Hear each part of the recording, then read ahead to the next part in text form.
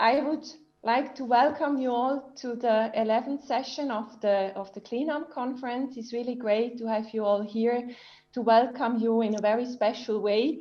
And I also would like to thank Beat and his team who put up together a very interesting program with excellent speakers from all over Europe. And I will introduce them later in more details. But just to give you a very general aspect of what we will cover, I will show this slide. So we will look into uptake mechanism of nanoparticles at the cellular level. So which endocytotic pathway do they take? Then we will look into the intracellular sorting with a focus on endo-lysosomal system. But then we also will have talks who will show how particles can target other compartments and even how they can be excreted. I will focus now on the lysosomal system, and I will start the timer. Let me briefly go so that I have the clock when my time is over.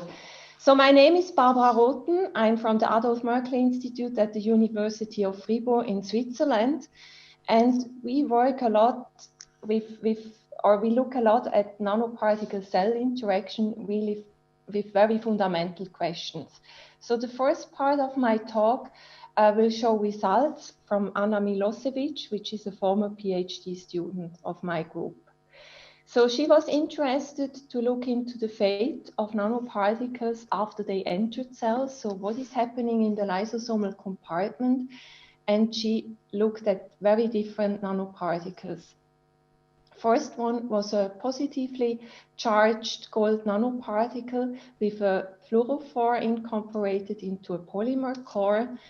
Then we looked into nonporous silica nanoparticles, which also can be fluorescently labeled.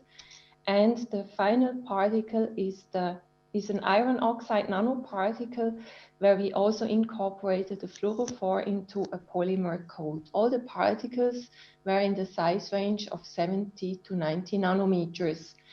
And all of these particles we have used here end up in the endolysosomal system, which can be shown by confocal laser scanning microscopy or by dark field imaging. We also did some colocalization with lysosomal markers and really showed the colocalization.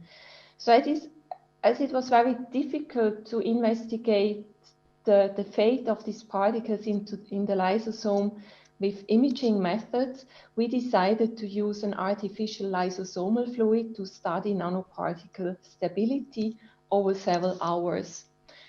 On the left side, you see the UV-Vis spectra for the gold nanoparticles, and they are very stable, which you see after 0 hours with the dark black line, and after 24 hours in artificial lysosomal fluid, which is represented with the dotted line. Then we see silica nanoparticles also stable over 24 hours. In red, you see the fluorophore, which we measured, and there is also no release of the fluorophore into the fluid, which can be explained as the fluorophore is incorporated in the silica nanoparticles. However, for the iron oxide nanoparticles, we see a completely different picture. After 24 hours, the black dotted line you see is decreasing in comparison to 0 hours, and the red line, which represents the fluorophore measurement, is increasing. So there seems to be an instability of this nanoparticle type, which can be based on dissolution or aggregation. We also looked at later time points, and these are very recent results we did with cryo-electron microscopy. We did it for the non-porous silica nanoparticles and the iron oxide nanoparticles, and here you see them incubated for 1 month at 37 degrees in water. And now if I show you the picture for the artificial lysosomal fluid, we see almost no change for the silica nanoparticles, whereas the superparamagnetic iron particles, we lose a lot of contrast. and we also looked at the particles after 3 months. And we also saw for the silica nanoparticles that some of them looked like they start to resolve a little bit, and iron oxide nanoparticles were very hardly to find. So we conclude from this experimental approach that the nanoparticle aggregation and dissolution really depends on the particle physical properties after they entered the cells, and that this artificial lysosomal platform is very interesting to assess the aggregation and dissolution of very different nanoparticles. And it's also important to combine different analytical methods, as you might have some artifacts for very dark and metal oxide nanoparticles. So from this study, we then decided to look into the fate of non-porous silica nanoparticles, again at the single cell level. And this study was done by Joël Burka, also a former PhD student in my team. So he used 70 nanometer silica nanoparticles. We also incorporated the fluorophore, and he incubated cells for 24 hours with the particles, then washed everything away. He refreshed the cell culture medium, and then he looked at different post-exposure times. We investigated 2 cell lines, a mouse macrophage cell line and the HeLa cell line, and we also included a non-dividing cell type, and these were primary human macrophages. He investigated the fluorescent signal in the cells by fluorescent cytometry, by flow cytometry measurements, and in the dividing cells, so the HeLa cells and the J774 mouse macrophages cells, we saw quite a significant decrease over 48 hours to about 50% of the original fluorescent signal. This is in contrary to the primary cells, which do not divide, where we saw that the signal was almost constant in comparison to the 0-hour starting point. And we also controlled that the decrease in fluorescence is not due to the intracellular localization in the lysosomal compartment, and we did not observe any decrease in signal in the artificial lysosomal fluid experiments. Joël then looked a little bit more into cells that divide. These are J774 cells overgoing mitosis, and he quantified the fluorescent signals in the 2 daughter cells, and in the upper image you see that the fluorescent signals are not evenly distributed to the daughter cells, and that he found that this very much depends on the axis of division of the cells, and that more cells show a much higher fluorescent signal than the other daughter cell.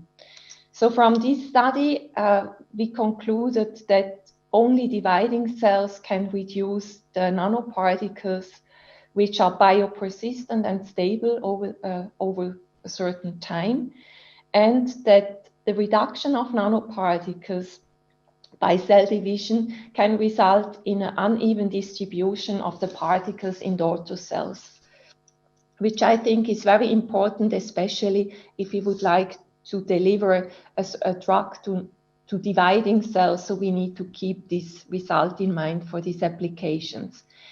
It's not only mitosis which is important for drug delivery, but it's also the interaction of nanoparticles with diseased cells. And this is a study which we just published, where Eva Susnik, a current PhD student, investigated the interaction, again, of nonporous silica nanoparticles with inflamed macrophages. These are the particles, again, fluorescently labeled, which he used. We used, again, the J774 mouse macrophages. You see the control cells and cells which were stimulated with LPS of course, we assessed the cytokine release and surface receptors of these cells. And then the next step was to investigate the interaction of the silica nanoparticles with the control cells and with the LPS cells.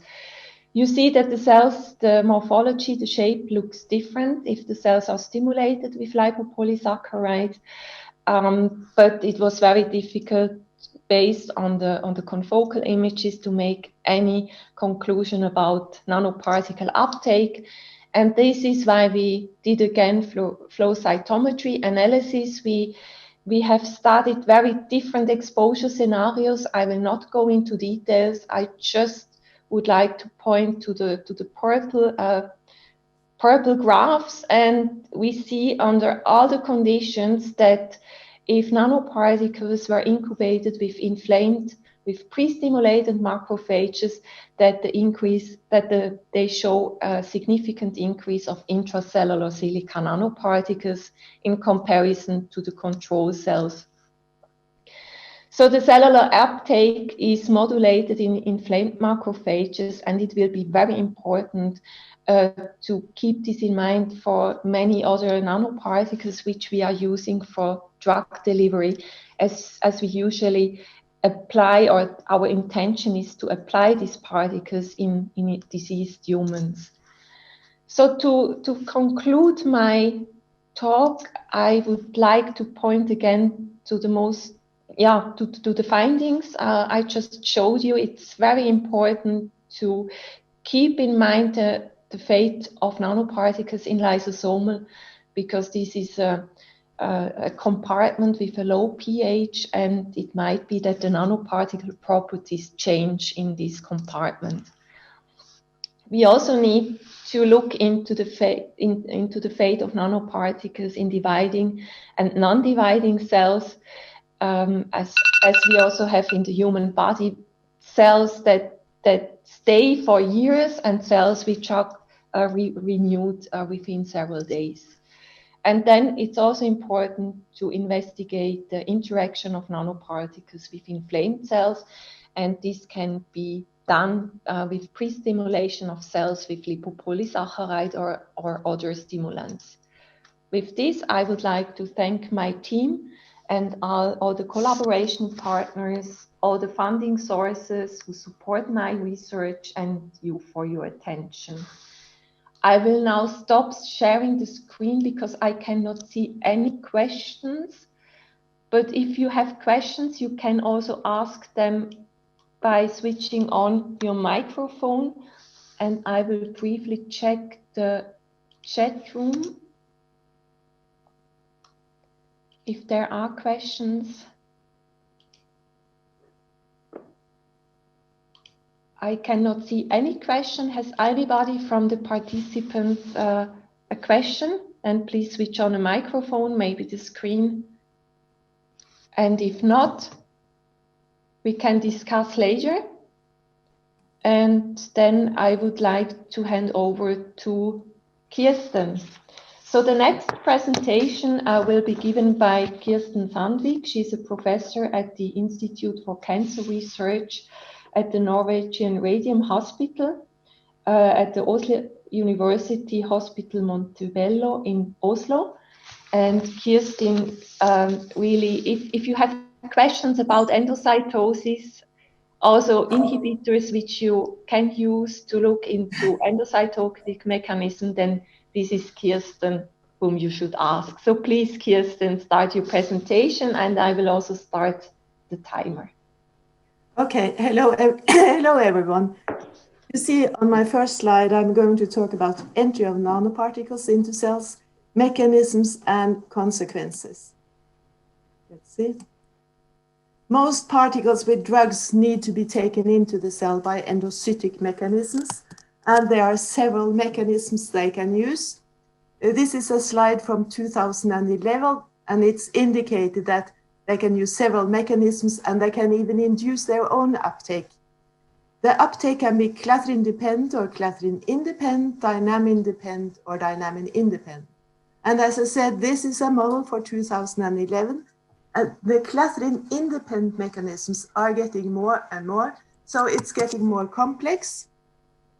More recent mechanisms are the so-called FEME, which is fast endophilin-mediated endocytosis, and other types of endophilin-mediated uptake, in addition to the ones we have known for some years. And one should be aware of that if you have cells that polarize, the mechanisms are different on the apical and the basolateral side, and they are even under differential regulation. So for instance, in polarized MDCK cells, you have caveoli only on the basolateral side. One also have to be very careful with the conditions under which you study endocytic uptake. For instance, increasing cell density will change both the cellular lipid composition and the uptake from the cell surface. So just leaving the cells for another day, you will get a different cell in the sense that the lipids are different. And it's challenging to study the endocytic pathways because there are several interactions between them. For instance, there is a co-regulation of caveoli and CDC42-dependent fluid phase endocytosis by phosphocaveolin 1, in the sense that when phosphocaveolin goes up, the fluid phase uptake via CDC42 goes down. And if phosphocaveolin goes down, fluid phase uptake via CDC42 goes up. Particles can, as I said, induce their own uptake and induce intercellular changes due to multivalent binding and cross-linking of proteins or lipids on the cell surface. Now, some years ago, we published that uptake of ricin B coupled to quantum dot nanoparticles, they are taken up by a macrophages-like mechanism. And that's in contrast to uptake of ricin B, which is not behaving in the same way. And here it's illustrated, it's a publication by Rothen and co-workers from 2007, that cross-linking of glycolipids by addition of Shiga-toxin, which binds to the neutral glycosphingolipid GB3, can induce membrane invagination. And we have studied that not only can you get membrane invaginations, but cross-linking of glycolipids, for instance, with Shiga-toxin, which binds to GB3, or by antibodies to this lipid, will induce calcium influx, phosphorylation of the kinase SYK, release of annexin A1 from PLA2, which then becomes activated and can cause the membrane tubulation.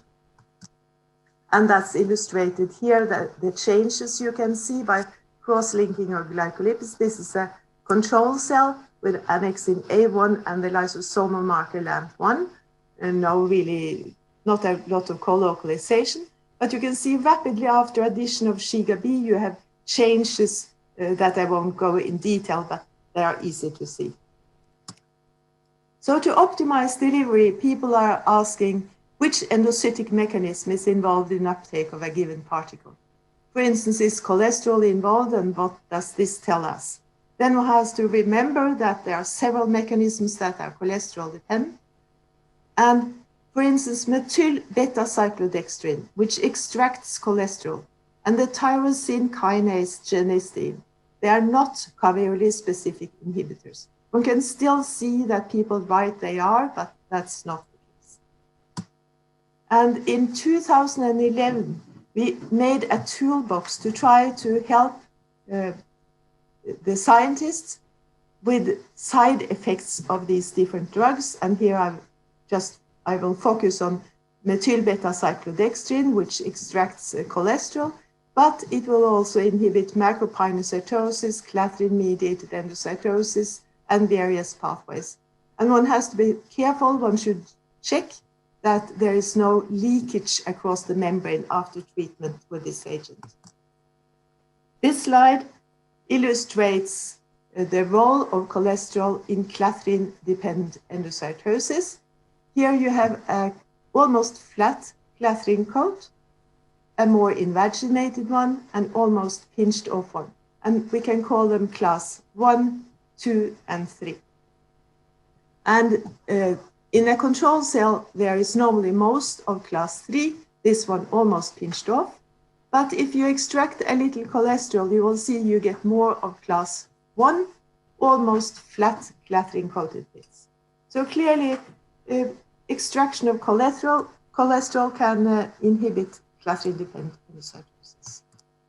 Then macropinocytosis. Here is a control cell which has taken in horseradish peroxidase in small vesicles. You can stimulate macropinocytosis by giving the formol ester TPA. You get big vesicles which are stained. But if you extract a little cholesterol before you come with the treatment with TPA, then you see nothing happens. So cholesterol is also involved in macropinocytosis. Particles may also end up in a different location than the free ligand. For instance, transferrin Q dots are endocytosed via Clathrin-coated pits like transferrin, but they do not recycle. We don't know why. It could be depend on the size of the particle, but at least it's different. And Shiga B coupled to Q dots, these particles do not go to the Golgi as Shiga B normally does. So the particle is changing the pathway used. And also, the particles may affect other pathways in the cell than those they use. We don't know, but it could be due to trapping of membrane. So you may affect other pathways than those you are actually looking at. Recently, we have looked at the polyalkyl cyanoacryl particles. And what I want with this slide is just to say that even small differences in particle composition can induce a very different behavior by the particle. In this case, we found that they can induce cell death by different mechanisms and differentially affect autophagy. And what was the difference was the side group is slightly different, and the effect then ended up being very different. And I'll only refer to these recent articles in case you want to see more. Then how can one make sure that a given ligand or nanoparticle is internalized by the cell and not only absorbed to the cell surface? There are several possibilities: EM with serial sectioning, EM with fixation in the presence of the Ruthenium red, which stains membranes connected to the surface, and confocal microscopy with set stacks. And I will just briefly show you examples. Here are cells fixed in the presence of the Ruthenium red, which labels the membrane in connection with the surface. And you might have believed that this was an intracellular vesicle, but it's not. It's reached by the Ruthenium red. And I won't go into this confocal microscopy, but of course it can also be used, and especially high resolution microscopy like we have here, where you see a lysosome with a green marker and red particles inside. They are clearly inside. So how can NPs escape from endosomes, reach the cytosolic targets and avoid degradation? There are several possibilities, and I will focus on one, photochemical internalization, and just illustrate how that works. But as I said, there are other possibilities like the proton sponge effect, or one can use properties of viruses or toxins. But here is the PDT or PCI method, where you have a target inside the cell, the drug, and a photosensitizer, which is inserted in the membrane. Then you get endocytic uptake of the drug, and the vesicle is formed. Then if you shine light after some time, when there is less in the outer membrane, this will lead to disruption of the endosome, the release of the drug, which can then find its target. And we have recently published a paper together with several collaborators, among them Marmason on Iceland, that drug-loaded photosensitizer chitosan nanoparticles can be used, and in this case, the sensitizer is inside the particle, but it still works. So cell biological background is important to draw the right conclusions, and interdisciplinary collaborations are therefore essential. And here is the group photo from last year. We had to cancel this year's lab retreat, as you can understand. And here is then the group in Oslo, the Norwegian collaborators, both in Oslo and Trondheim, and people abroad who are involved in different types of collaboration. So thank you for your attention. And I guess I will then stop sharing my screen. Yeah, it has been stopped. I see, that's fine. Yes, it's fine. Thanks a lot, Kirsten, for this excellent presentation and overview of all this experimental toolbox. And I fully support your conclusion that it's a very interdisciplinary research area. And it's also important that we investigate all changes that we introduce into the nanoparticle design again from the beginning, as they might end up in different compartments, they might dissolve or whatever. Yeah, it's very important. Are there questions from other speakers? I cannot see questions from the chat. I see that some questions, that it takes maybe a little bit longer to upload the questions. Here I see one question. Endocytosis inhibitor or siRNA. Since nowadays it is already found that many inhibitors do not specifically inhibit one pathway, shall we use siRNA to inhibit the pathway? Kirsten? I don't think that necessarily solves the question, because when you incubate the cells for a long time with, for instance, siRNA, you may also induce changes on the way. The cells are very clever at compensating what you try to inhibit. So it might actually be better in some cases to just add an inhibitor which has an abrupt effect. Okay, but and combination might be good. Do you have experience with this siRNA? How specific it is? Do you? Well, I mean, we have tried siRNA in different connections. For instance, we have recently published a paper with how you can inhibit various enzymes by siRNA and inhibitors. People can have a look at that. And you will then see that when you start to lower one component, other components will go up. Mm-hmm.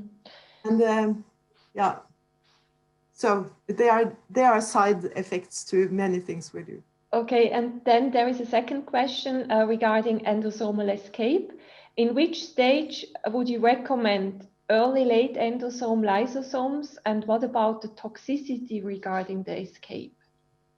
Yeah, I know that can be problematic. I'm not a specialist on photosensitizers, so I think that's a question I can't really answer with just one sentence now.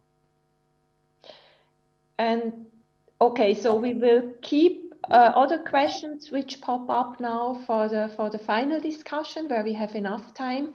Thanks again, Kirsten, for the great presentation. And we will now move on to Dr. Tori Scotland from the Center for Cancer Biomedicine, also at the University of Oslo. And as you see from the picture, Kirsten and Tori, they work together. They also share now the computer, and I would like to ask Tore to share his presentation, please. Thank you, Barbara. My title is... Ask if it's okay. Is it okay? Or didn't you get it shared? Oh, we have to perhaps unmute. We can see and hear you, but we cannot see your screen yet. Okay.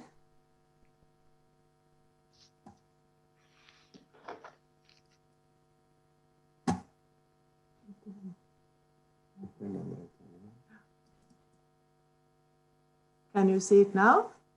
Yes, something comes up. Yes. now you need to go into the presentation mode. Yeah. Okay now? Yes, great. Please start. Okay. Thank you, Barbara. So the title of my presentation is Development of Nanoparticles for Clinical Use, and to discuss importance of degradation and excretion. When giving this presentation, I think it's important to stress my background, that I am for more than 20 years headed work with biodistribution, metabolism, and excretion of all type of contrast agent within the main pharmaceutical company, Oslo-based at the time, Nycomed, later bought by Amersham and later by GE Healthcare. And I have been involved in bringing 5 products to the market and another 5 products into clinical trials. And for the last 10 years, I've been working in the group of the previous speaker. So how to bring intravenously injected nanoparticles into clinical use as fast as possible? I think there are a couple of things one should be aware of. And in my opinion, there are many interesting new nanoparticles being synthesized, but the biological studies very often lack the quality needed. And I think the clue to improve this is cross-functional collaboration. For those of you who are interested in making nanoparticles, hoping that they can be used in clinic someday, it's important to be aware of that for different type of nanoparticles, there are large differences in studies needed, risk of failure, and cost of development, as discussed in this review from 2014. So, my focus will be on intravenously injected nanoparticles, and following injection, they have a very restricted ability to exit blood.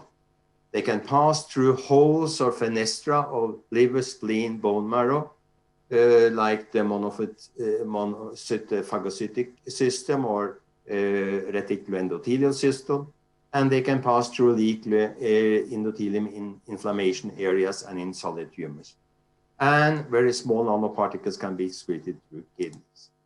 And how small particles are excreted in urine. In this seminal study from 2007, it's shown that the very small particles, smaller than 5 nanometer, can be rapidly excreted to some extent, at least in urine. But when the size increase, the decrease of excretion in urine.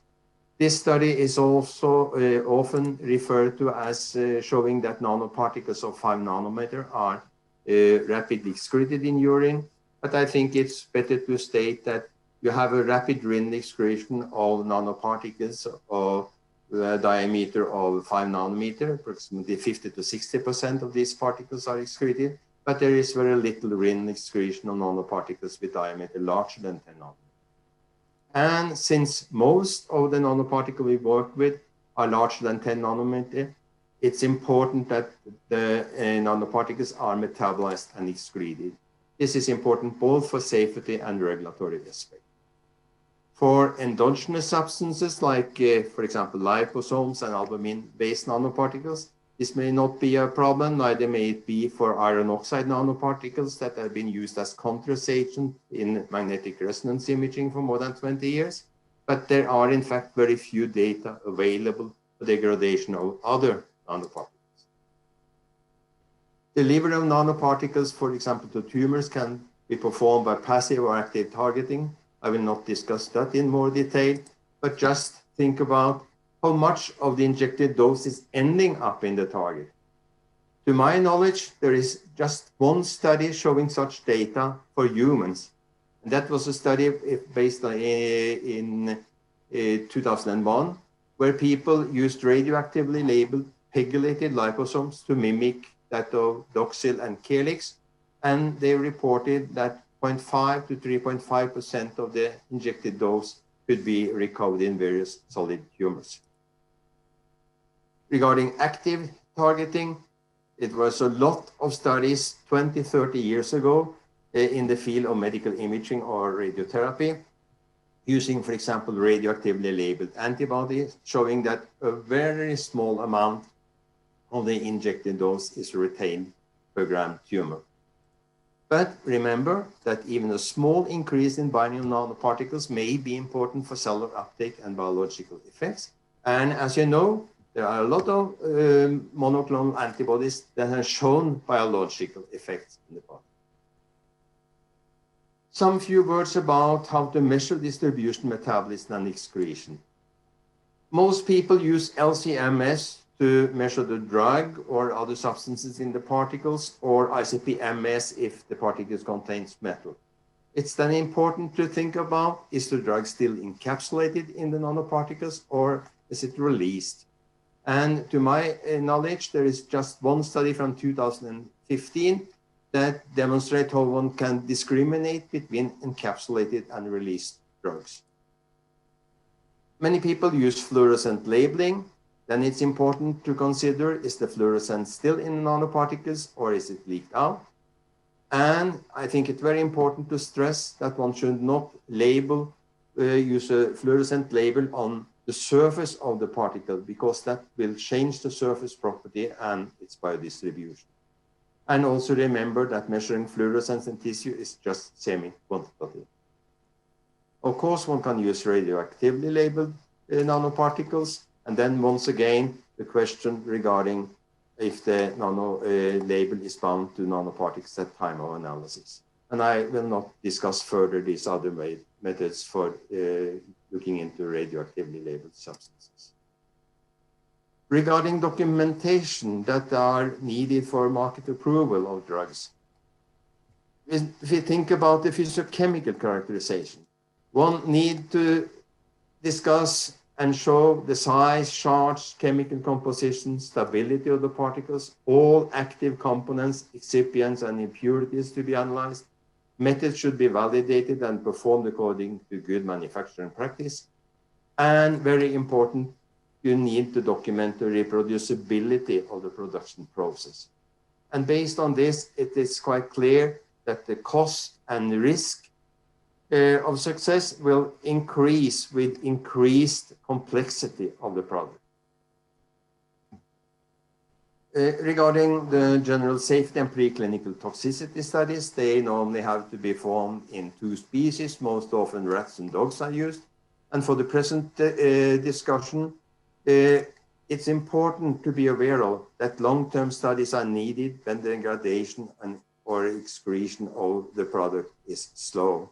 So what is then meant by long-term studies? Well, this is described in some guidelines, but it's important to remember that they are nothing more than guidelines. So if you are in a situation that you wonder about how such studies should be performed, my only advice, discuss this with authorities as early as possible in the process. And there are, of course, many more studies that need to be included in a market approval. I will not go into detail, but with my background of ADMA studies, I'm really wondering about how much data will the different authorities ask for regarding what is needed to be done. And once again, if you have such a case, discuss with authorities as soon as possible. Huge investment needed to bring new products to the market. And there is a very nice publication this year where they have estimated mean investment for more than 300 new products during the time period of 2009 to 18. And the estimate was $1.34 billion. For NPs, I am not aware of any such numbers, but what is important to keep in mind, more constituents means more analysis and more studies and higher cost. And it's no doubt that you can expect higher cost when using non-endogenous substances compared to endogenous substances, or when using non-degradable nanoparticles versus particles that are degradable and being excreted. Some few words about theranostics. Many researchers focus on the possibility of making theranostic agents. That means that they can be used both for therapy and imaging. And there is no doubt that such nanoparticles are extremely useful for in vitro studies and studies in animals. But when it comes to the clinic, I'm not that sure, because such nanoparticles will be more expensive and complicated to manufacture and document for the market approval. And also important is that optimal properties are most likely not the same for therapeutic and imaging agent. For imaging agents, it's very important that they have a very rapid excretion, so you remove signal from the neighborhood of the diseased area, whereas for therapeutics, it's important to have a longer circulation in order to increase dose reaching the target. So in my opinion, it's probably better to focus upon one agent for the one use. And I often state that if I should try to summarize my learning from many years in pharmaceutical industry in one sentence, that should be make products as simple as possible. If you are interested in trying to develop a product and get in contact with a pharmaceutical company to help you, they will go through a long list of risk-benefit evaluations. For example, what's the market potential? Is it better or effect or less adverse reactions than product on the market? What's the expected cost and time for development? What the risk of failure due to safety issues or efficacy issues? Or risk of not satisfying formal regulatory demands such as reproducibility between batches? And what's the expected manufacturing cost versus market price? And on the bottom of this list, a very tricky question. Risk of other companies coming to market with an equal, cheaper, or better product. This is, of course, very difficult to answer, but nevertheless, something a company have to think about. So my last slide is to stress the need for more cross-functional collaboration between experts in many different fields. In a pharmaceutical company, they will have experts in synthesis, manufacturing of the product, physiochemical characterization, in vitro cell studies, animal studies, bioanalytical methods to study metabolism and excretion, in vivo imaging, different safety studies, and of course also clinical studies. And one cannot, of course, expect people working with basic research to have knowledge in all these areas. What I think is important to think about is that you have the necessary experts involved in what you are to study. From my biological point of view, I think I too often see articles where it looks like the manufacturing and physiochemical characterization is well performed, but when it comes to biological studies, I think I too often see conclusions drawn that are not supported by the data shown. So with that, I thank you for your attention and will be happy to take any questions. Thanks a lot, Tore. This was very interesting, and also to see the challenges from our, if we design nanoparticles in our in vitro studies, and then what are really the challenges if you go to in vivo. This was very, very interesting. I have a question from Anna Salvati from Groningen, actually to the previous talk, but I think I could pass this over to you, Tore, and she asks about what is the uptake mechanism of nanoparticles in vivo and how difficult is it to study? Did you look into this? Oh, I think that's an extremely challenging question, and I know that Anna is looking a lot into different uptake mechanisms, and I do not have any good answers to that. It's really challenging to study this in vitro, and of course even more to study in vivo. I don't know if Fixation has any more comments to this.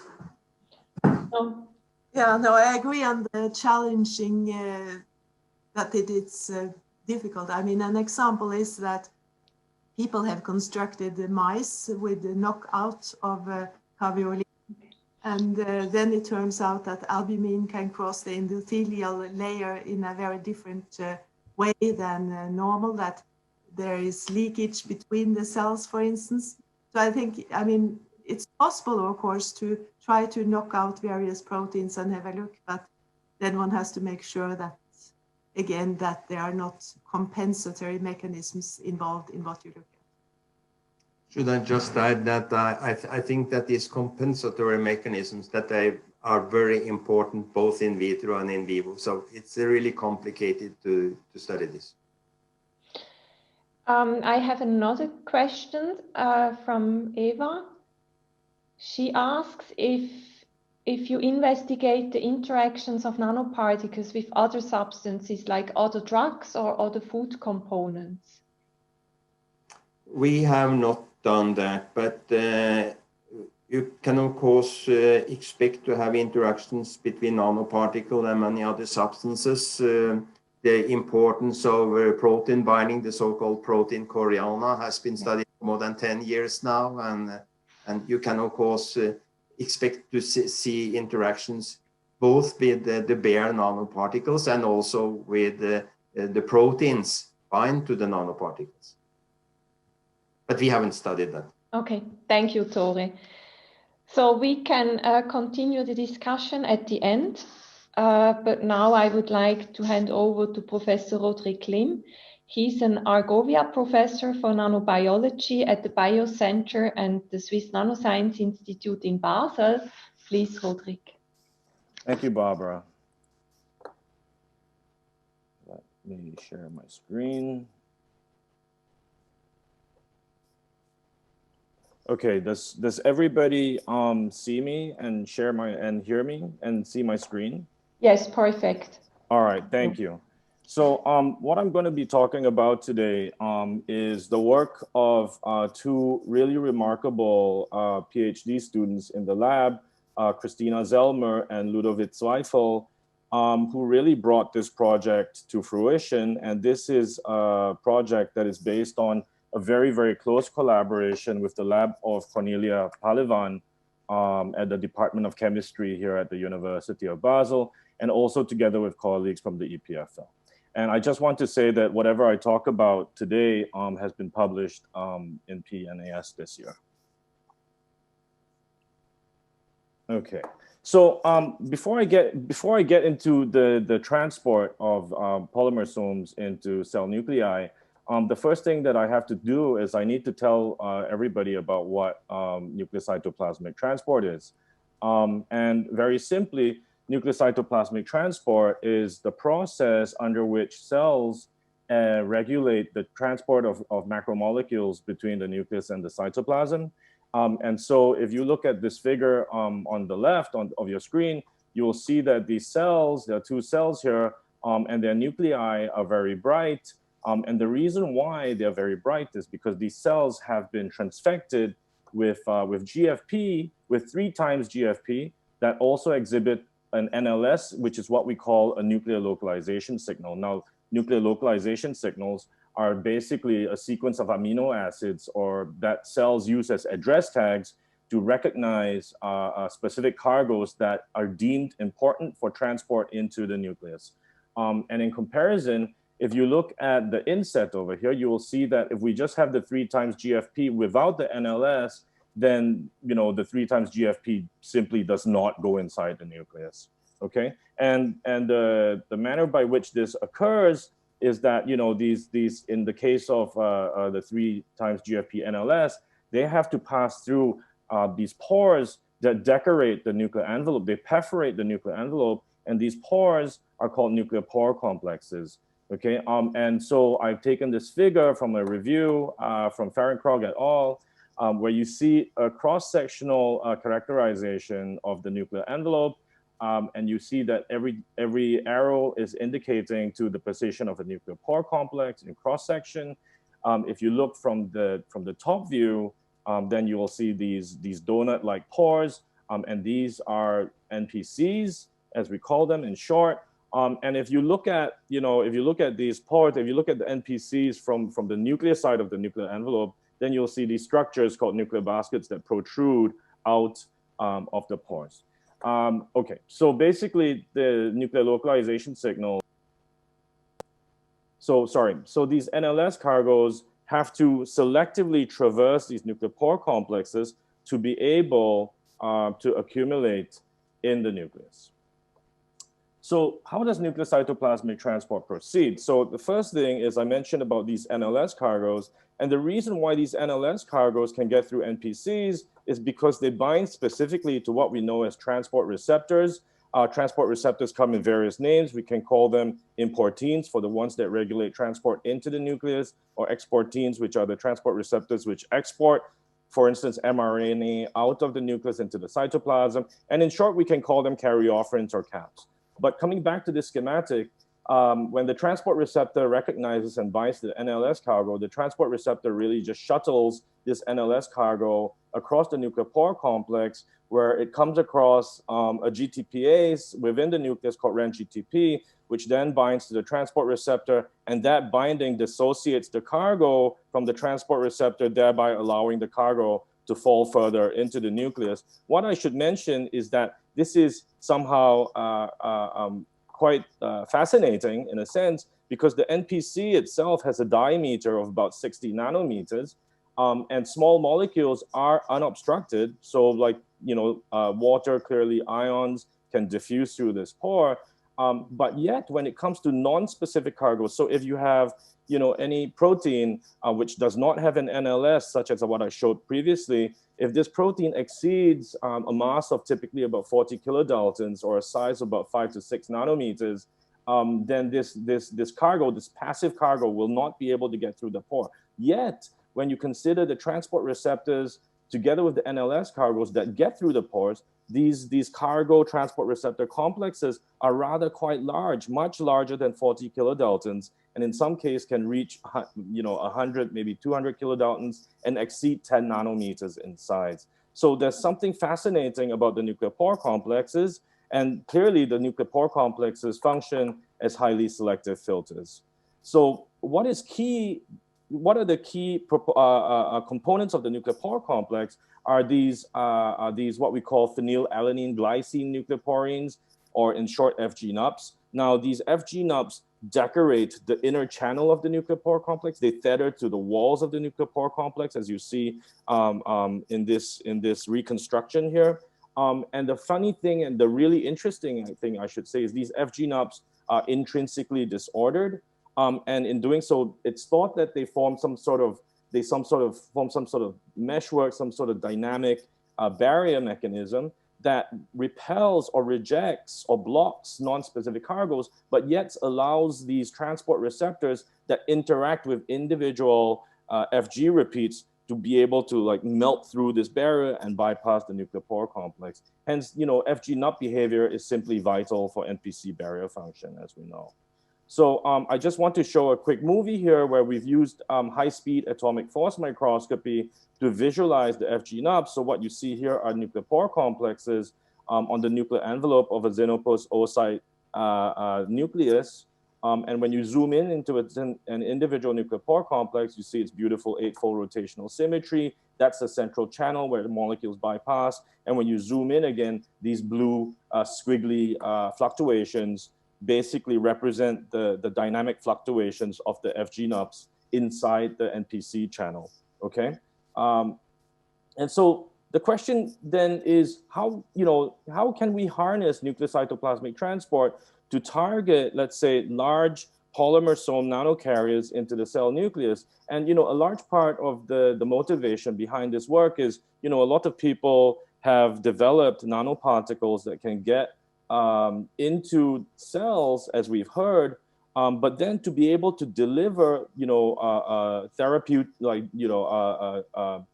therapeutic drugs for chemotherapy or gene therapy, that remains a challenge, and partly because, a lot of these nanoparticles themselves can't get into the nucleus, or these nanoparticles degrade in the cytoplasm before they actually can deliver the payload into the nucleus.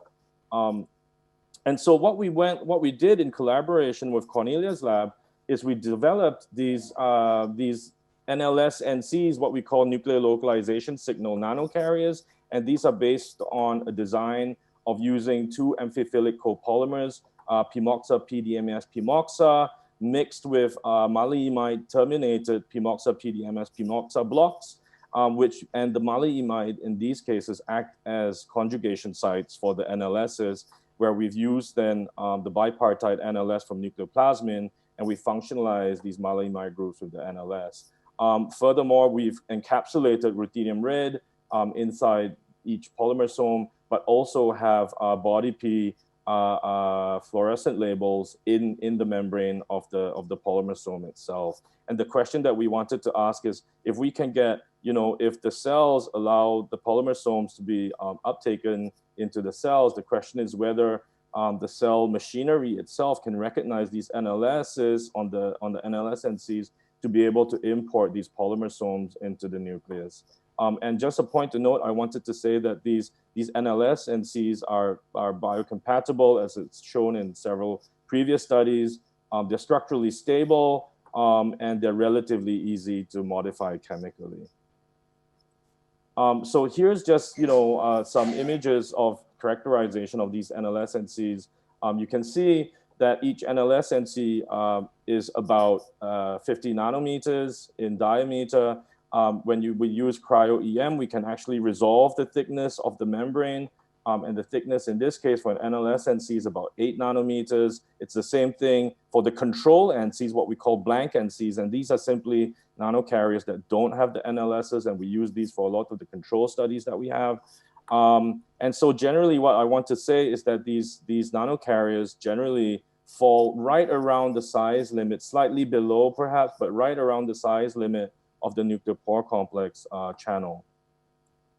I won't go through this. This is a bit busy, but this is just a study using fluorescence lifetime cross-correlation spectroscopy to measure how many transport receptors actually bind to the NLS-NCs. And based on this, we calculate that about 57 transport receptors bind to each NLS-NC. So the NLS-NC is functionalized with several transport receptors, which then will allow you to bind to the FG-nubs. And this is not the case in blank NCs, of course.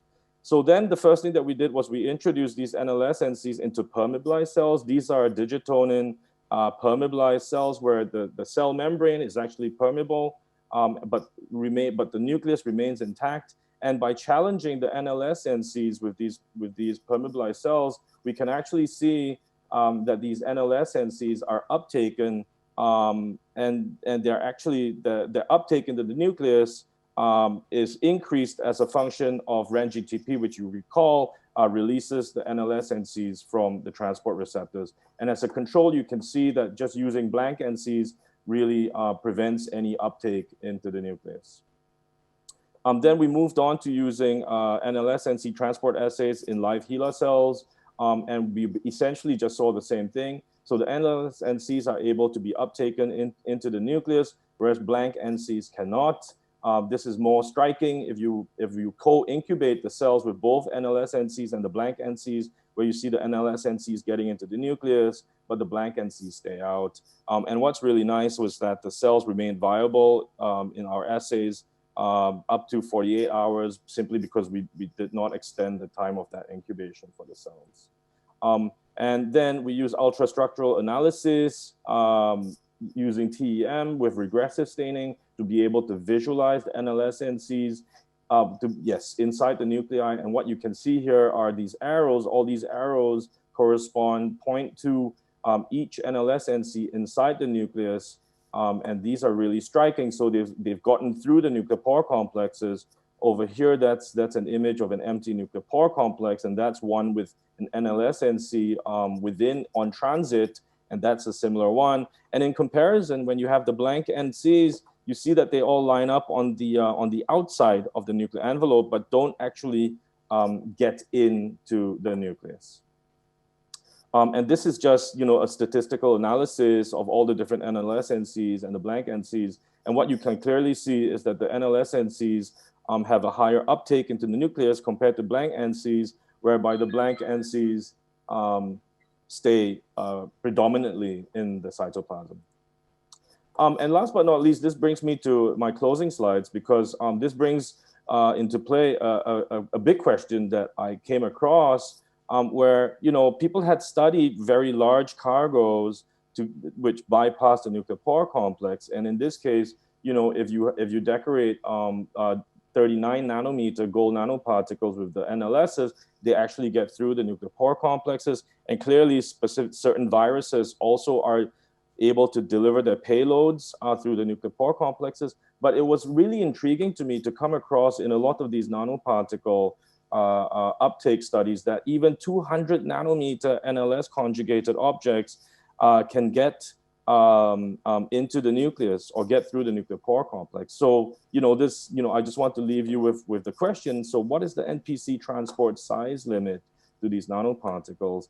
And I guess the elephant in the room is, can the NLS-NCs actually deliver therapeutic drugs into the nucleus? And how do these large objects bypass the permeability barrier?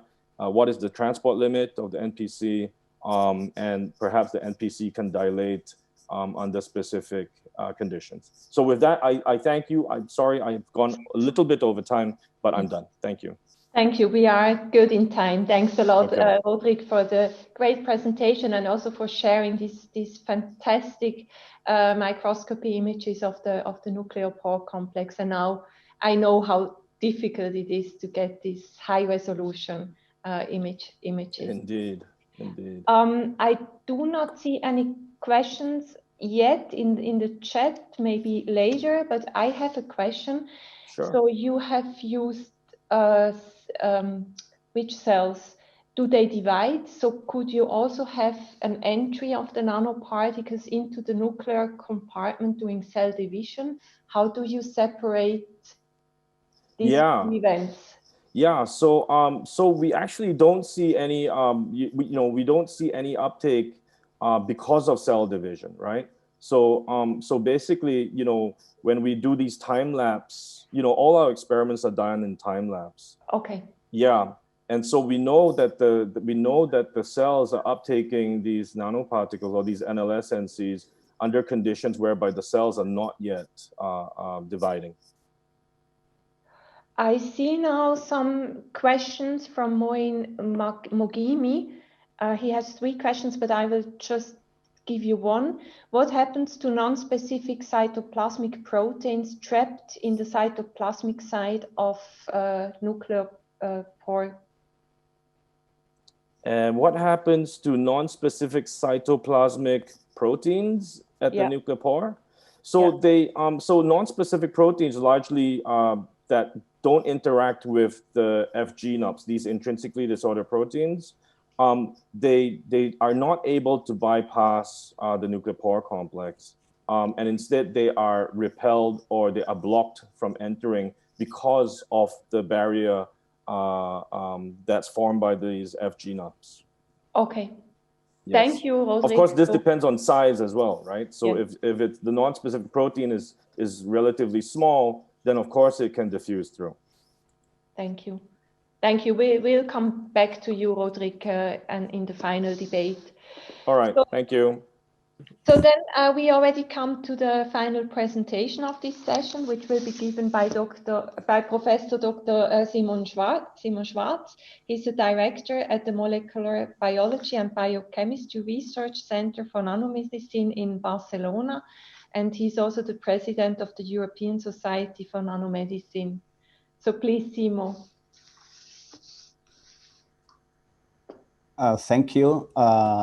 Thank you for inviting me here. It's always a pleasure to be here, even if it's in a weird situation like this one.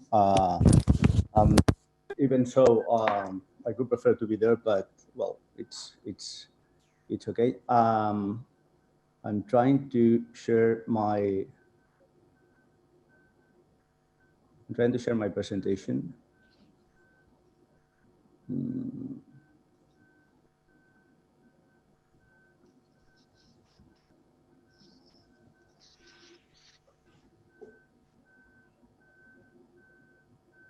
Seems that I'm not allowed to wait. Okay.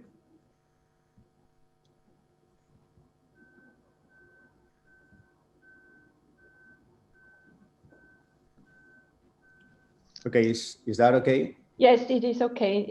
Just if you can now choose, yes, the presentation mode. Okay. Thank you. Okay, just hold on a minute. Sorry. Thank you.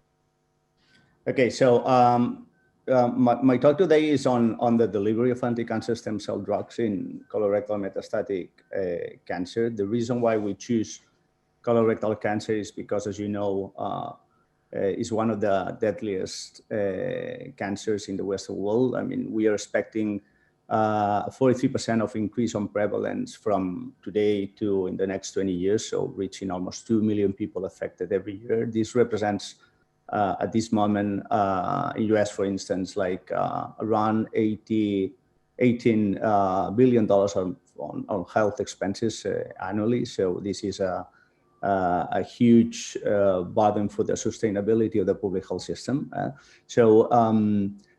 Our idea was that using targeted nano drug delivery systems we might help to reduce tumor recurrence and to decrease mortality and the prevalence of this disease. So this will totally improve the overall survival of the patients and contribute to the sustainability of the system. So for that, we have focused in a clinical unmet need. This is the metastatic colorectal cancer. It's the third leading cause of cancer death worldwide. The reason why this happens is because metastatic cancer is in general terms very resistant to treatment. There is an acquisition of tumor resistance, particularly by cancer stem cells. As you know, cancer stem cells are a very specific subset of cells which you will find inside any given tumor. They are very highly resistant to treatment.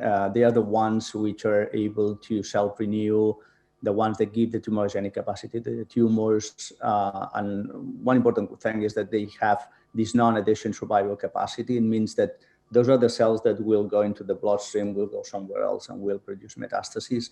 And therefore, they are the ones that should be targeted. So fortunately, there are some cell surface receptors in cancer stem cells that are quite characteristics on them. One of them is the CD44, and particularly there's one isoform of CD44, which is the V6 isoform, that is especially interesting. And this is because it has been related to a very low survival of patients, very high multi-drug resistant phenotypes, has been related to lymph node invasion and with distant metastasis. So we decided to target the CD44B6 isoform with our nanoparticles. So we design polymeric micelles, in this case using amphiphilic polymers, loaded with an anti-cancer stem cell drug, and targeted with a specific antibody fragment targeting the CD44B6 receptor, and see what happens. So for that, we have been working with the HCT116 colorectal cancer cell line. This is a cell line that you can actually separate cells in according to the CD44B6 status. So B6 positive cells here in blue and B6 negative cells in gray. If you separate those cells, you will see that the blue cells, the B6 positives, are the ones that are capable of generating these big tumor spheres, these colonospheres in this case, because they come from colorectal cancer. These big chunks of cells are the ones that are supposed to go into the bloodstream and induce a metastasis. So these cells have also the genetic profile that you would expect in a cancer stem cells. These are some of the examples, like CXCR4 positive cells, CD133, aldehyde 1, CD44. So it means that it's a nice cell line in the sense that you could actually separate very well B6 positives and negative, and be quite confident that B6 positive cells are cancer stem cells. No? So one of the first things is that we test several cancer drugs on these cells according to whether they are B6 positive or negative. Here's some examples in which we test 5-FU, niclosamide, and 8-kilonilol. It was remarkable how niclosamide was affecting the cells. This is what you see here. So there was a strong reduction in survival in these cells. So they were kind of very sensitive to niclosamide if you compare to other drugs, and also even if you take in consideration the B6 negative cells. So that's why we choose niclosamide to lower our nanoparticles. So regarding how to target the CD44, this is, as you know, the receptor of the hyaluronic acid. It is a very well-known cancer stem cell marker. It's a transmembrane glycoprotein. And one of the interesting things of the receptor is that it's highly alternatively spliced. As you see here, there's a small region just in the extracellular domain of the receptor, which is very variable. And this generates different variants. The V6 variant, which is one of these variants, is the one that we choose because is known that these cancer stem cells, progenitor cells, if they achieve this V6 positive phenotype, then they become highly metastatic. So we work with this receptor. In fact, Marika Nestor from the Uppsala University was able to re-engineer an antibody fragment against this V6 region, which enough specificity and affinity, and we use this fragment, this small antibody fragment to target our nanoparticles. So here, this is more or less what we did. So we choose polymeric micelles, we load them with niclosamide, we target through carboxylic groups on the amphiphilic polymers, the CD44B6 antibody fragment. We got nanoparticles around 24, 29 in nanometers length, in nanometers. With a polydispersion index of 0.2, 0.3, and a zeta potential between -3 and -6. So we test them, and the first thing that we did was to focus in how these nanoparticles were able to internalize faster if they were targeted with the antibody fragment. What you see here, again, in blue, the B6 positive cells, in gray, the B6 negative cells. This is the level of internalization, the relative level of internalization of the nanoparticles. And what you see is that when we work with B6 positive cells and with targeted nanoparticles, the presence of this antibody fragment increases very much the internalization of the nanoparticle inside the cell. So something that doesn't happen if you work with the B6 negative. So the internalization is more or less the same. No effects, therefore, from the antibody fragment on the B6 negative cells. In order to show that this was also related to the fact that the receptor was interacting with the antibody fragment, what we did was to pre-incubate all these cells with another antibody against the B6 receptor. So in a way that we will block the C44, and then the internalization was reduced, and this is what you see here. So this level of internalization gets reduced because we're blocking the receptor. So this is ensuring that we certainly are targeting the receptor, and the internalization is mediated by this interaction. So therefore, what happened if we test the efficacy of these nanoparticles, targeted and non-targeted, when we load them with niclosamide compared to niclosamide free? So the first thing that you see is that niclosamide is much active on CD46 cells, CD44B6 cells, than in B6 negative cells. And this is something that it's known, because it's known that niclosamide is an anti-cancer stem cell drug. So therefore, it has to be much more effective in B6 positive than in B6 negative. What was very interesting is that when we encapsulate the niclosamide in polymer micelles, this sensitivity increases. So therefore, even in B6 negative cells, the polymer micelles that contain the niclosamide are much effective than the niclosamide free in vitro. This is in vitro. Right? So what happened when we deal with the B6 positive cells? So the effects were even improved by using the targeted micelles with niclosamide. So this reduction in the IC50 of the drug is basically due because we're using here the nanoparticle targeted with antibody fragment. Of course, we're dealing with cancer stem cells, so one of the things that we need to know is what happened when we grow these cells in non-attachment conditions and they form these colon spheres, these tumor spheres that I showed you before. So, and this is the same thing. It happens the same thing. So it means that when we use the targeted nanoparticle with niclosamide using this antibody fragment, then we see that the sensitivity of the cells, in this case colon spheres, to the niclosamide gets increased. So the sensitivity is much better when we use these targeted nanoparticles, especially in the B6 where we see the changes, but also in B6 negative cells in which Interestingly, we saw much more efficiency, much more efficacy of the drugs. Let's move a little bit forward to toxicity studies. So we test these nanoparticles, the targeted nanoparticle and the non-targeted nanoparticles. We did not see any kind of hemolysis in our experiments. We did not see changes in prothrombin time or the thrombin time in coagulation. So we test them then in healthy mice. So we do an intravenous injections of the free nicotinamide and also of the polymers with targeted and non-targeted.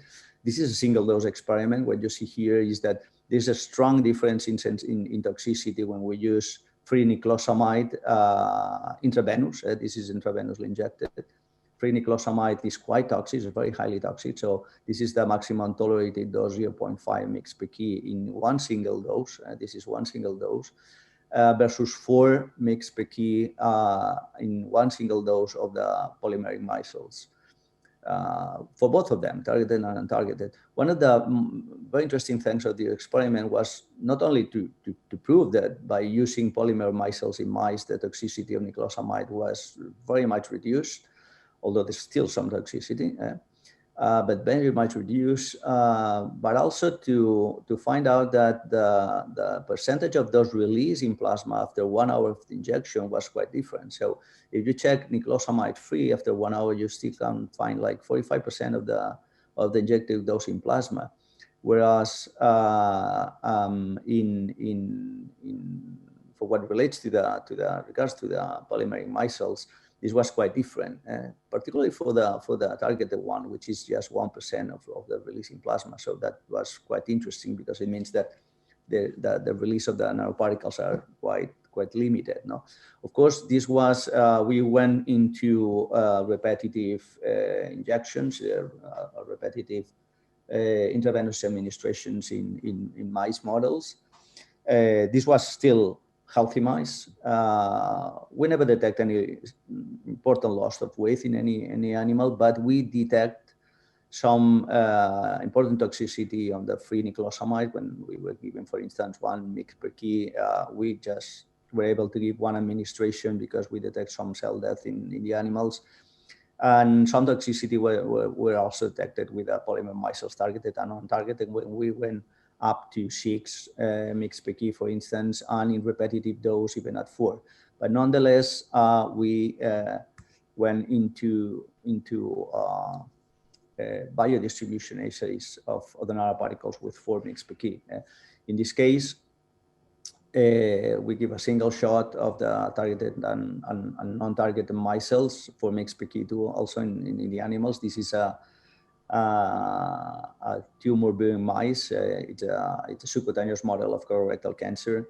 And what you see, and that was quite interesting, is that not only the targeted nanoparticles and the non-targeted nanoparticles accumulate, especially the targeted nanoparticles in the tumor, which is a little bit better than the non-targeted, but the fact that after 48 hours, we still were able to detect the fluorescence intensity in the animals.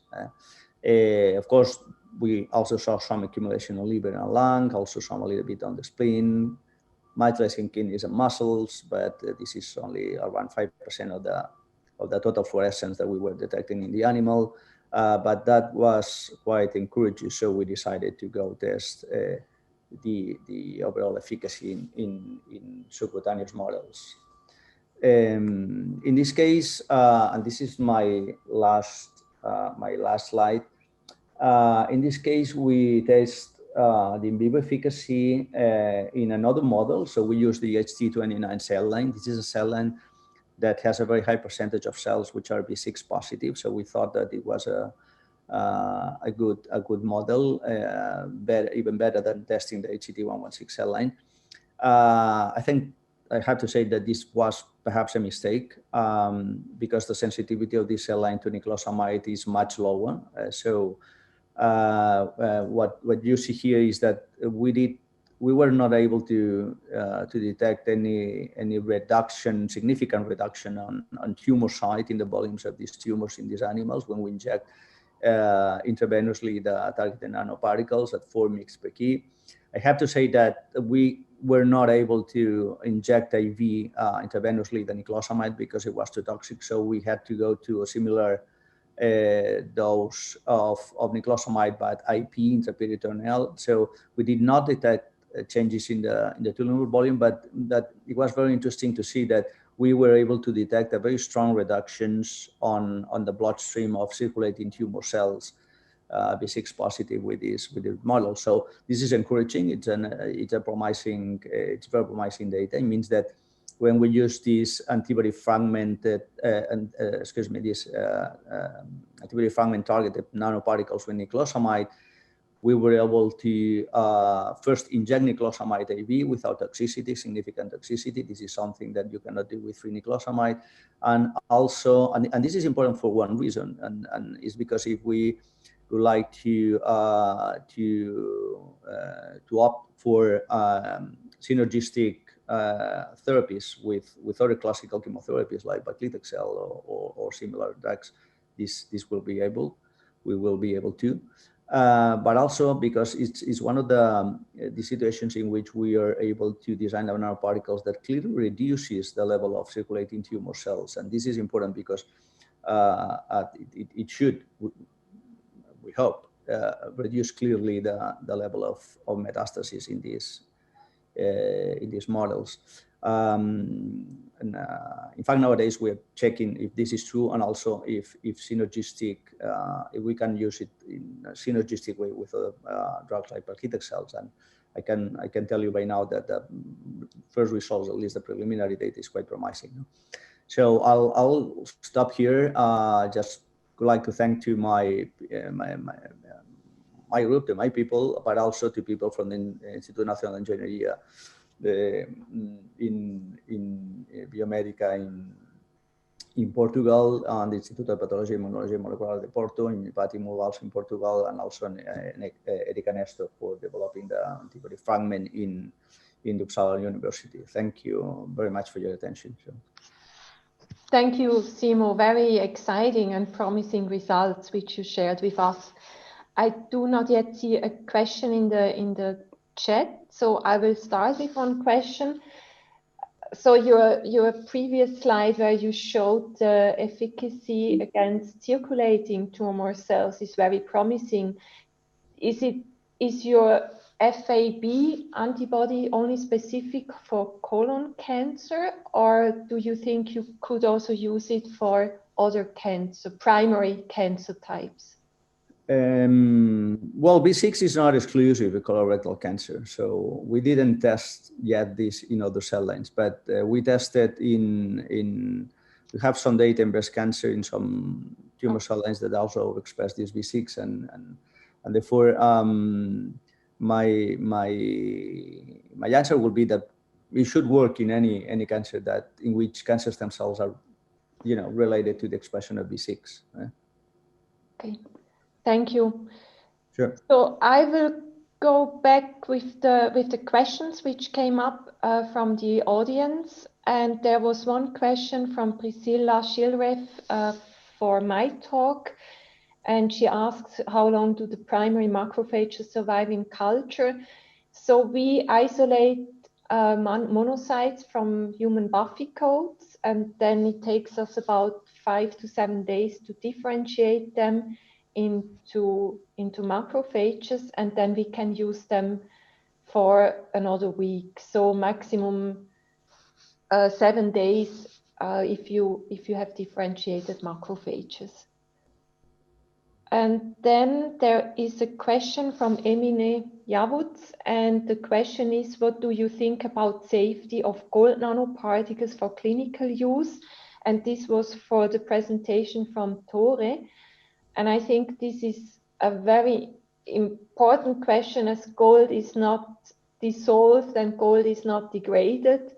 Maybe Tore, can you comment about the safety of gold nanoparticles for clinical use? Please switch on. Yes. Can you also switch on the camera? Yeah. Thank you. We do not have any experience with that ourselves. We have not worked with gold nanoparticles just due to this issue that they are as far as we know, not biodegradable. But of course, one needs then to study to see what happens. I think there are several studies that show that they can survive in the body for a long time. And that means at least that you need to study them for a very long time. And then you run into this issue I mentioned, that you increase the cost of your studies a lot. And there are also several studies reporting the use of gold nanoparticles, where they have coupled drugs to the surface. I'm skeptical to that approach because you make the particles more complicated, and I guess that you are not able to have a lot of drugs coupled to the outside of these gold nanoparticles. But for every such new nanoparticles, the only answer is you need to test. Okay, thank you. Maybe Timo, do you have experience with gold nanoparticles? Can you add something? We have a limited one. So we work with gold nanoparticles, but not that much. So perhaps in our impression is that if you use gold nanoparticles or inorganic nanoparticles, everything that will, that you will try to do to get into the clinics or in clinical trials, it will be much more complicated because it's not degradable. So we're not used to work with this kind of particles because of this. So we normally try to focus more in biodegradable materials. And so, one of the things that clinicians are very scared from is what's going to happen if something goes wrong and I cannot get rid of this, whatever it is, a drug or a nanoparticle, and I have to take it out from the body. So how could I do it if I cannot? So and this makes things more complicated for this kind of nanoparticles. I'm not saying that they are not good for this, because that's also not true. But and they have its uses. For instance, if you try to use these nanoparticles for theranostics or for diagnostic, or if you try to use iron-based nanoparticles for hyperthermia, so they actually work quite well. So and there are some of them in clinical trials actually. So but still, you have to do a lot of efforts to prove at the preclinical level that the long-term and mid-term this is safe. So not much I can add. Thank you. I have another question to Roderick. And PMOXA, I have no idea what this abbreviation is a potent activator of human complement system, resulting in particle functionalization with C3b. Do you see nuclear localization when physiological levels of plasma is included in your studies? Roderick, you need to unmute. Yes. Thank you. Yes. No, we haven't looked at that. So, so all our studies are based on a single cell level. We have not extended our study. The main motivation for our study was to be able to understand the mechanisms, the internal cellular mechanisms that lead to nuclear uptake and nuclear targeting. And we have not looked at any other, whether it's on a organismal level, on a tissue level. No, we haven't done any of those things. I mean, I think the next step would be to use these plasma levels, which are physiologically relevant, to pre-incubate your particles. Yeah. Indeed. The thing that, the motivation for us was, if you look into the nuclear targeting literature, it's, I was, because my field of expertise is in nucleocytoplasmic transport. And so when I, from a fundamental cell biology point of view, and when I started looking into these nuclear targeting studies, I was quite confounded, to be honest, by reports of, particles larger than 200 nanometers getting through nuclear pore complexes. And therefore I decided to investigate this phenomenon on my own. And indeed, I mean, you know, it could very well be that nuclear pores can actually dilate. But you know, a lot more has to be done, I suppose. Thank you. Yeah. So we look forward to your results in next year. Thank Good. you. Then there is a question from Volker Mailander to Lynn, and he has a question about the intranasal inhalation. So you have shown a difference between instillation and inhalation, and the intranasal inhalation and the tracheal inhalation also have differences. Why is it like this? Do you have an explanation? So I think not intratracheal is not inhalation. Is I think you have make some wrong concept. The intranasal aspiration is not inhalation. Okay. It's intranasal aspiration, which you use your pipette to deliver a liquid, black liquid in the nose, and the mice will inhale by themselves. So this we call intranasal aspiration.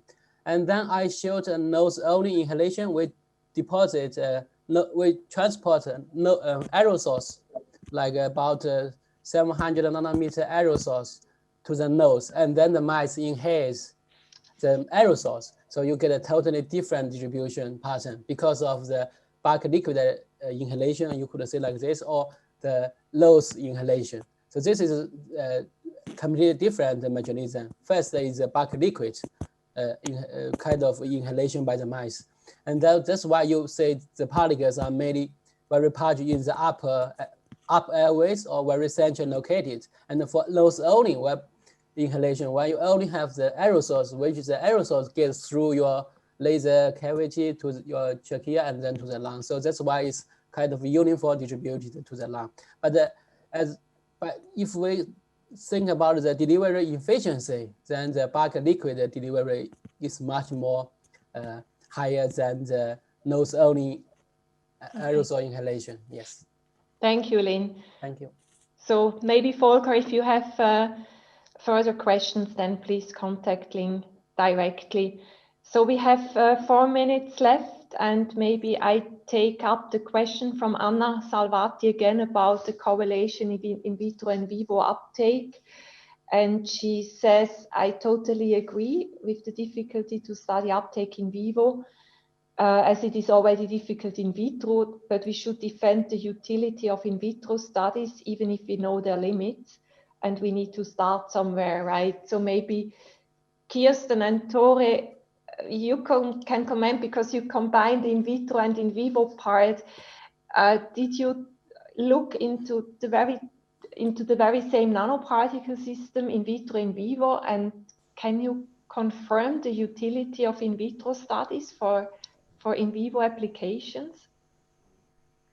Well, I think one has to start with the simplest of the systems and see what you can figure out there. And as long as it's so complicated to decide and figure out what happens there, it's better to extend those studies than to try to do too much with in vivo studies. But of course, it's important to look at biodistribution in vivo, but one has at least today to be very careful with the conclusions, because of course you have the corona, as Tore mentioned, and you don't really know how that will affect uptake in different cell types. You can't really distribute a lot of drugs that might be toxic and have influence by themselves. So I stick to in vitro so far. I don't know if Tore wants to comment. And what we have done so far regarding in vivo is mainly biodistribution studies and measuring the effect on tumor size and so on, without trying to look into the uptake mechanisms in vivo. And as we discussed earlier today, it's a real challenge with the compensatory mechanism. If you try to inhibit something in cellular uptake, you may increase the importance of other pathways and so on. Thank you. So I don't see any further questions, and I think we should complete now the session. I would like to thank all the speakers for sharing great results with us. And I would also like to thank the audience for the very interesting questions and for the very, very interesting answers from the presenters. And let me thank again Beat and his team for organizing this conference. And we all keep the fingers pressed that we can be in Basel next year and see us again physically there. Thank you all and wish you a nice continuation of the conference. Thank you.